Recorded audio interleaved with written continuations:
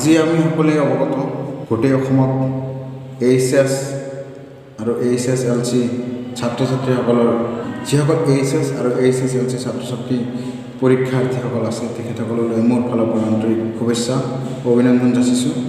আপোনালোকৰ পৰীক্ষা ভাল হওক, সকলোৱে কৃতকাৰ্য আৰু সফলতাৰ উত্তীৰ্ণ হওক।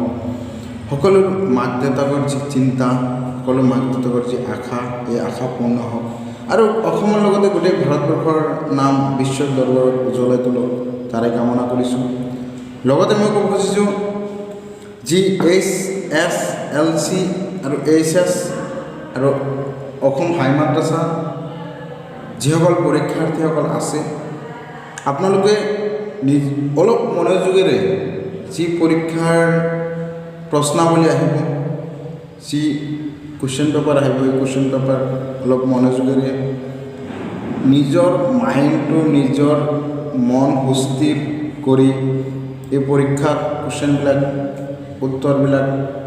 উত্তৰ বহীত লিখিব বুলি অনুৰোধ কৰিছোঁ। আপোনালোকে পৰিপাটিকৈ ডিচিপ্লিনভাৱে যি যেনেকৈ লিখিব লাগে সজাই পৰাই এনেকুৱাভাৱে লিখিব যাতে কোনো ধৰণৰ এক্সামিনাৰসকলে কোনো ধৰণৰ টাচ কৰাত কাটিব পৰা ক্ষমতা মাৰ কাটিব পৰা অৱস্থা নাথাকে। লগতে মই ক'ব খুজিছোঁ আপোনালোক কোনো ধৰণৰ বেয়া পন্থা হাতত নল'ব, বেয়া পন্থা হাতত লৈ নিজৰ জীৱনটো অন্ধকাৰলৈ পৰিণত নকৰিব, অন্ধকাৰলৈ ঠেলি নিদিব। সেইকাৰণে মই অনুৰোধ কৰিছোঁ। লগতে আপোনালোকক কৈছোঁ যে আপোনালোকে শান্তি শৃংখলা বজাই ৰাখি আপোনালোকে যি পৰীক্ষাৰ যিদিনা যিটো পৰীক্ষা আছে সেই পৰীক্ষাটো আপোনালোকে ঘৰৰ পৰা যাতে কমপ্লিট কৰি ঘৰত যাতে অলপ কষ্ট হ'লেও ভালকৈ ঘৰত ৰুটিন ফ'ল' কৰি যদি কৰিব পাৰে তেনেহ'লে সঁচাকৈ আপোনালোকে সফলতাৰে কৃতকাৰ্যতা উত্তীৰ্ণ হ'ব পাৰিব, সফলতাৰে উত্তীৰ্ণ হ'ব পাৰিব।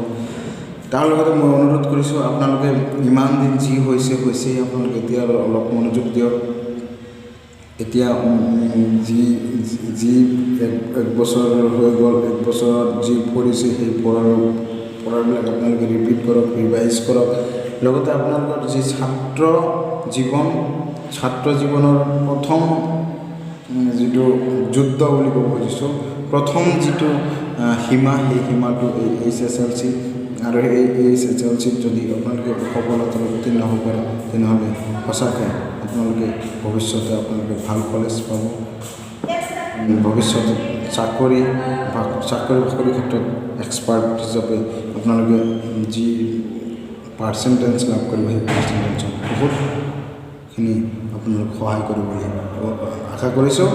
লগতে মই ক'ব কৈছোঁ যি ক'ভিড লকডাউনৰ সময়ত আপোনালোকে ক'ব পাৰিব যে ইমান এনেকুৱা পৰিৱেশ পৰিস্থিতিৰ সন্মুখীন হৈছিল ছাত্ৰ অধ্যয়ন তাপ, আৰু সেইকাৰণে ছাত্ৰৰ কাম অধ্যয়নৰ ক্ষেত্ৰত যিমান গুৰুত্ব প্ৰদান কৰিব লাগে সেই গুৰুত্বত আপোনালোকে সফলতাৰে নিষ্ঠাৰে পালন কৰিছে বুলি অনুৰোধ কৰিছোঁ।